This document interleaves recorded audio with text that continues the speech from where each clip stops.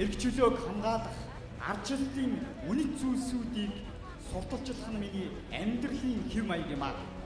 Дэлхийн иргэн Монгол улсын иргэн баяр сайхны тэгш жаргал байна. Тэгш хинтээ жаргацгаая. Миний улс төр бол өөр улс төрөө гэж хэлсэн. Дэлхийд авилгаараа 2 дугаарт орж байна гэдэг бол асар том эрх чөлөөний асуудал байна гэсэн. Тэгэхээр үүний төлөө бид юу ийх вэ? Улс төрд бол өнөөдөр манлайлал зайлшгүй хэрэгтэй. Миний улс төрд одоо илэрхийлэх гээд байгаа шийдэл бол яг энэ шийдэлтэй тун адилхан тийм намын платформ байгаа байхгүй. Баяр сайхны тэгш жаргал. Монголын цахим ардчлал намыг үүсгэн байгуулагч англи хэлтэй Waypoint хязгаарлагдмал хариуцлагатай компани ерөнхий захирал Vitwise компани дэд захирал